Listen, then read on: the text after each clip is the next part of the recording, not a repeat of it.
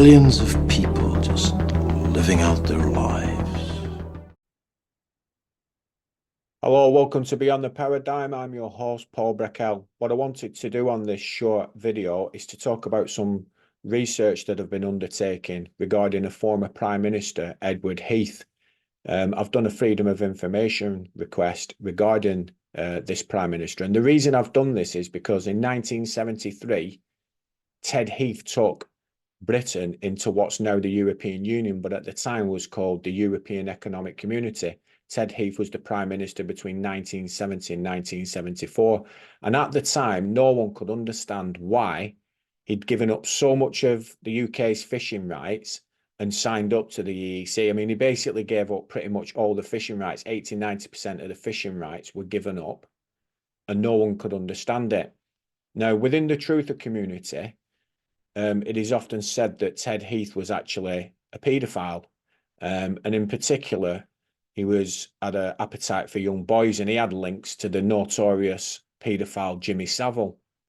Now, one of the stories that came up while doing the research was that Heath was actually compromised whilst at university, and he was compromised by German intelligence, who obviously knew that he was a paedophile and he had an appetite for young boys. Therefore, they turned him and he became sort of a spy for Germany. He was one of their assets. And this is why he was able to take Britain into the EEC, because he was basically being blackmailed by German intelligence to expose him as a paedophile. Now, obviously, that sounds quite far-fetched. And is there actually any evidence outside of sort of speculative comments made in the truther community and some articles that I've read online? Well, I decided to try and find out for myself. So what I did is I asked the question of the Cabinet Office, and I'm just going to show you the letters that I've received back regarding what I've asked them.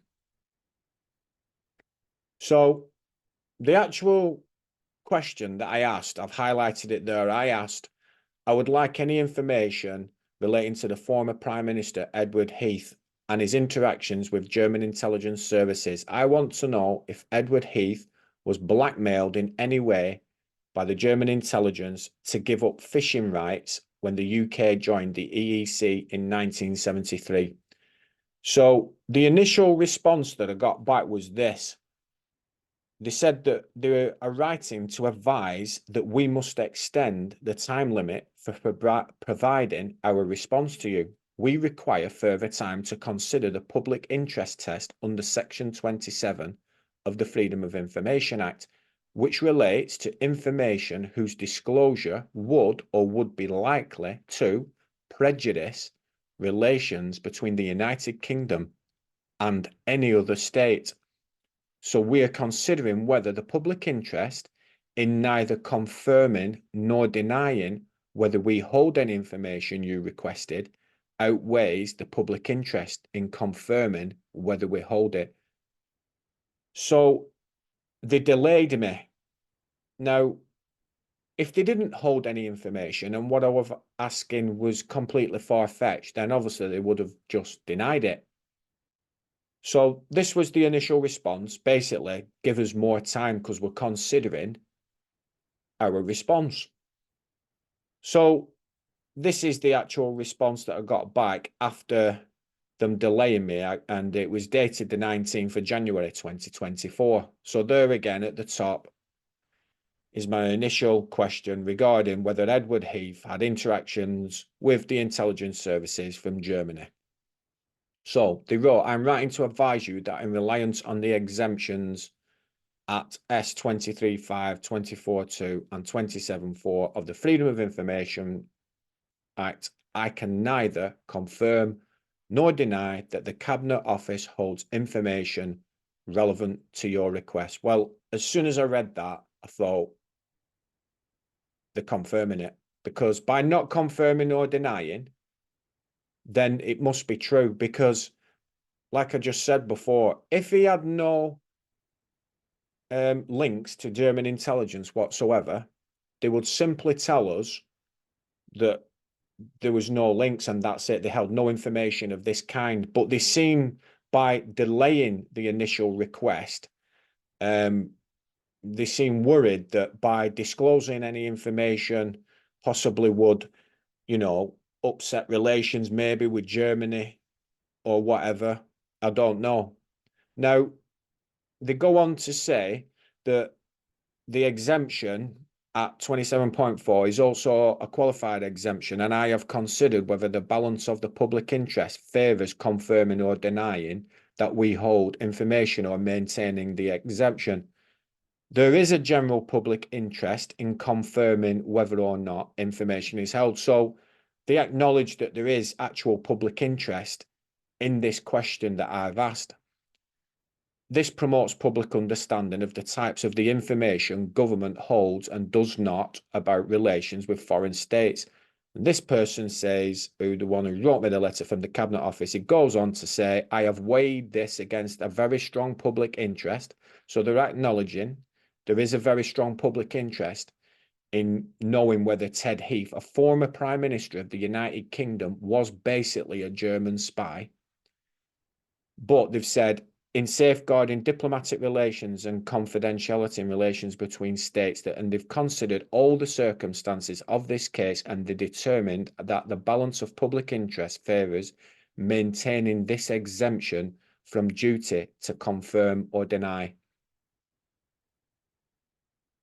So I just thought that was a particularly interesting response, and I've actually appealed it now, because you can appeal the decision. So what I've basically said to them is that I'm appealing the decision that you've made to not disclose the information by not confirming or denying. And I've said that what possible harm can this do now that this former Prime Minister is now dead? So I've received notification back that they're going to take up to 20 working days to respond to that internal appeal that I've requested. However, they've already gone over time again. So it was actually due back on the 23rd of February. And at the time of recording, this is the 2nd of March.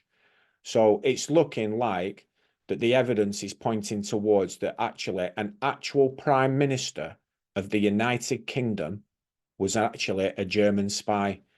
So when these politicians are going around this year seeking for people to vote for them, remember this fact that many of them, if not all of them, in particular the ones in high places within these parties, they're compromised. They are owned, they are handpicked, and most of them, for example, Boris Johnson, his former partner, said, you can believe me now, or you can believe me later, that man, Boris, was completely compromised when he went in office. So it's not far-fetched. Like I've shown you, these letters that are from the Cabinet Office, and they can't even confirm or deny whether Ted Heath was a German spy. If you like this episode, guys, there's going to be more stuff like this. I talk a lot about, what were considered conspiracy theories, but I'm digging into these things and hopefully bringing out interesting information to shed light on actually how things are operating around the world, and in particular, the political scene in the UK, because that's where I'm based. So if you like the episode, you could like it and also subscribe to the channel. So thanks for listening. Am I crazy? We don't use that word in here.